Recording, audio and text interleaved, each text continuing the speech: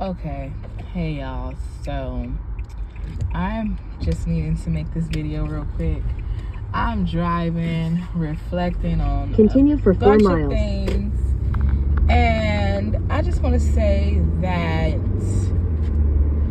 this sexually perverse spirit is really running rampant in the world right now.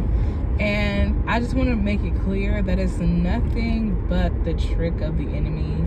You know, sexual perversion is directly correlated with rebellion against God. And so if the enemy can get you to fall into sexual perversion and then in turn be operating in the spirit of rebellion, which is witchcraft, then you then make yourself become an enemy to God. And then from there, the enemy has full reign and dominion over your life because you are not walking according to God's principles. You're not walking according to the word. You refuse to crucify your flesh.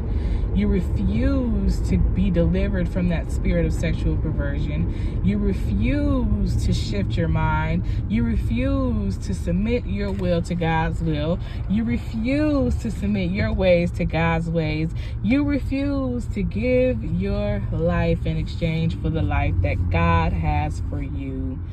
Then you are now turned over to a reprobate mind, and the enemy gets to have a field day with you. And it all started from the spirit of sexual perversion, this nasty spirit, this just whoremongering spirit, the spirit that just wants to satisfy and gratify the flesh where the enemy dwells.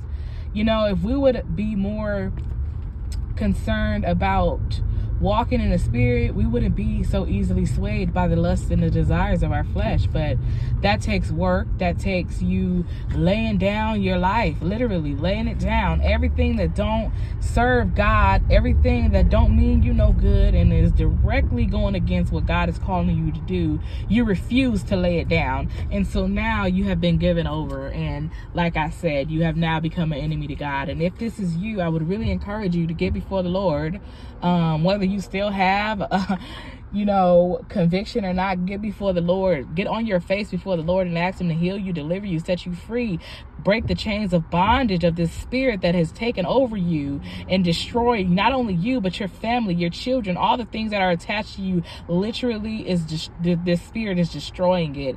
And so God has really released his judgment on this earth, and a lot of people are going to go through some very, very, very, very, very, very perilous times because they refused to listen to the voice of God when he was speaking. They refused to listen to the prophets when they were speaking. They refused to turn from their wicked ways. So now God is going to deal with them justly.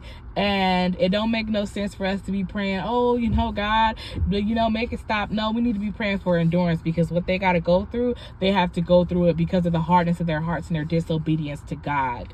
And so that is what the Lord is releasing me to say. And I just pray that you guys have a blessed day. Bye.